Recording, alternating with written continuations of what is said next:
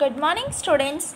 आज हम एक्टिविटी 2 पढ़ेंगे, जिसमें हमें क्या पढ़ना है कि हम वायर का थिकनेस कैसे नाप सकते हैं, कैसे मेजर कर सकते हैं। तो इस एक्टिविटी में हमें क्या चाहिए, अ पीस ऑफ वायर चाहिए, वायर का एक टुकड़ा चाहिए, सिलेंड्रिकल पेंसिल चाहिए, इस तरह की पेंसिल चाहिए सिलेंड्रिकल शेप की, और एक स्केल चाहिए।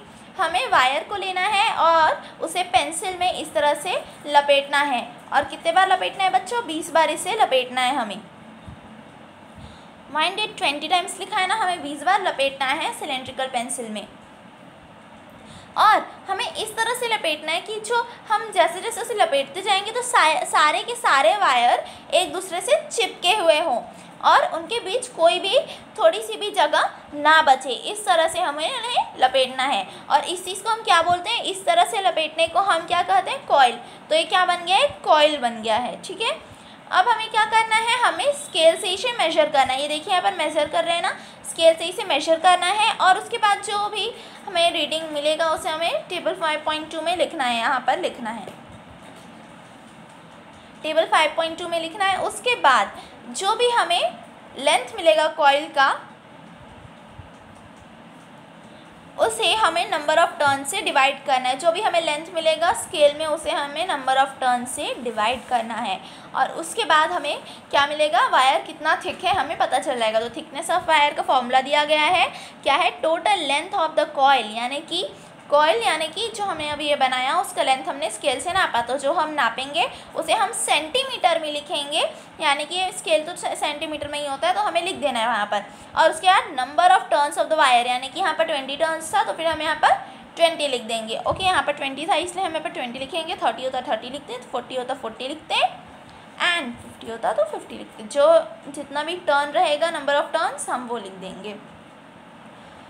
और इसी तरह हमें 30 कॉइल बनाना है, 40 कॉइल बनाना है, 30 का कॉइल बनाना है, 40 का कॉइल बनाना है, यानी कि 30 बार लपेटना है, 40 बार लपेटना है। और उसके बाद हमें वायर का थिकनेस फाइंड करना है, मोटापा फाइंड करना है, उसको मेजर करना है। और उसके बाद हमें उसे टेबल को हमें फिल करना है, टेबल 5.2 से टेबल 5.2 को फिल करना है। ओके, यहाँ पर टेबल 5.2 दिया गया है, आप लोग इसे फिल करेंगे। बच्चों ये तो हमने पढ़ा, हमने कॉइल यानी कि वायर को मेजर करना। अब क्या हम बॉल का डायमीटर मेजर कर पाएंगे स्केल से? ये जो टास्क है ये डिफ़िकल्ट है, यानी कि ये थोड़ा हमारे लिए डिफ़िकल्ट होगा, लेकिन हम इसके लिए 2 वुडन ब्लॉक्स की मदद से इसे करेंगे तो फिर हम इसे मेजर कर पाएंगे। वुडन ब्लॉक्स क्या होता है बच्चों? लकड़ी का टुकड़ा होता है। ठीक है, तो हम अभी इसे एक्टिविटी में देखेंगे। आइए देखते हैं। तो बच्चों ये है एक्टिविटी 3, जिसमें हमें क्या चाहिए? एक स्फेरिकल ऑब्जेक्ट चाहिए। ये स्फेरिकल क्या होता है? गोल। ओके, सर्कल भी गोल होता है, आप लोग बोलेंगे सर्कल भी गोल होता है, लेकिन सर्कल क्या होता है? वो 2D होता है सर्कल। लेकिन स्फेरिकल क्या होता है? 3D होता है। सर्कल हम लोग नॉर्मल कॉपी में जो शेप बनाते हैं वो होता है, लेकिन स्फेरिकल बॉल देखे हो ना, हम उसे हर तरफ से पकड़ सकते हैं, है ना, हर तरफ से पकड़ सकती हैं, वो स्फेरिकल होता है, 3D ऑब्जेक्ट होता है। ओके, तो फिर हमें स्फेरिकल ऑब्जेक्ट चाहिए, वो हम बॉल ले सकते हैं। जैसे कि ये डब्बा है, ये 3D है। ओके, तो हमें डब्बा नहीं लेना है, हमें स्फेरिकल चाहिए, हमें गोल चाहिए। ओके, इसके लिए हम एक बॉल लेंगे, 2 क्यूबॉइडल वुडन ब्लॉक्स चाहिए। क्यूबॉइड भी क्या होता है? क्यूबॉइड मैं आपको बताती हूँ। ये डब्बा देखिए, तो इसी शेप का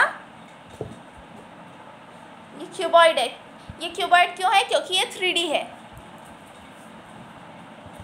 तो फिर इसी तरह हमें एक डब्बा चाहिए, डब्बा या फिर हम वुडन ब्लॉक्स बोल सकते हैं, लकड़ी के टुकड़े चाहिए इसी तरह, और स्केल चाहिए। उसके बाद हमें क्या करना है कि हमें एक टेबल में स्केल रख देना है और हमें बॉल को इस तरह से वो 2 लकड़ी के टुकड़े रखने हैं और उसके बीच में बॉल को रखना है और इस तरह से उसे एडजस्ट करना है। इस तरह से हमें उसे रखना है कि दोनों लकड़ी का जो ऑब्जेक्ट है यहाँ पर, उसके बीच में बॉल हो और वो एकदम चिपका हुआ हो, थोड़ा भी गैप ना हो, जैसे कि यहाँ पर दिया गया है।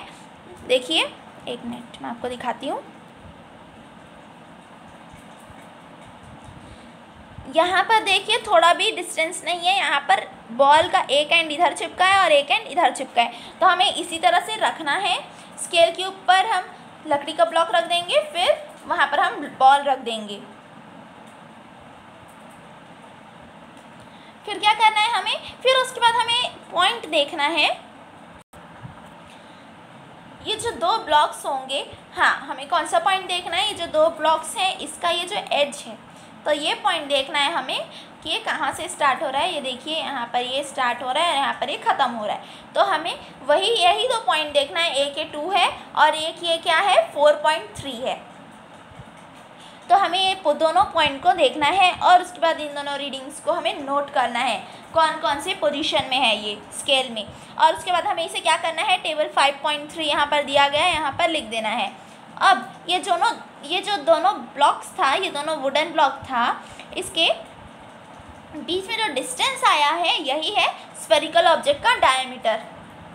ये डायमीटर हो गया, ठीक है, इसका डायमीटर हो गया। तो कितना डिस्टेंस आया बच्चों, ये 2 से 3 हो गया 1 सेंटीमीटर, 3 से 4 हो गया, 2 से 3 हो गया 1 सेंटीमीटर, 3 से 4 हो गया 1 और सेंटीमीटर, ये 3 पॉइंट और है, तो फिर 2.3 सेंटीमीटर। ओके, तो यही है हमारा डायमीटर। अब हमें ये हमेशा याद रखना है कि जो सरफेस है जो स्फेरिकल ऑब्जेक्ट को टच कर रहा है, यानी कि ये जो सरफेस है जो स्फेरिकल ऑब्जेक्ट को टच कर रहा है, ये हमेशा पैरेलल होना चाहिए। पैरेलल यानी कि इस तरह से पैरेलल होना चाहिए,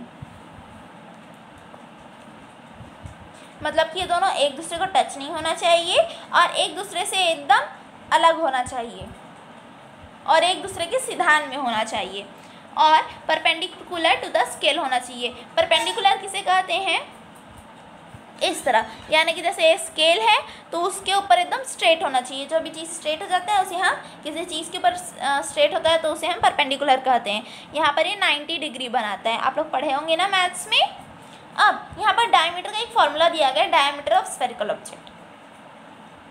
तो क्या लिखा है यहाँ पर, reading of second surface minus reading of first surface. तो फर्स्ट सेकेंड सरफेस क्या था हमारा 4.3 था, माइनस 2, ये 0 हो जाएगा, तो कितना आएगा हमारा 2.3, और हमारा आंसर भी यही है। आप लोग अच्छे से देखेंगे, एक मिनट।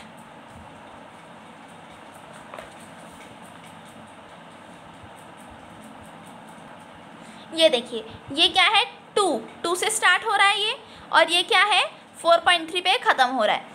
तो हम दोनों को माइनस करेंगे तो क्या आएगा हमारा आंसर 2.3। तो यही है इसका डायमीटर। अगर हम एक और तरीके से देख सकते हैं, देखिए इसने ये डिस्टेंस है ना, यही डायमीटर होता है, तो फिर ये कितना हुआ, ये 1 सेंटीमीटर हो गया और ये 2 सेंटीमीटर हो गया और यहाँ पर 3 पॉइंट और है, तो 2 सेंटीमीटर प्लस 3 पॉइंट और कितना हुआ, तो 2.3 हुआ।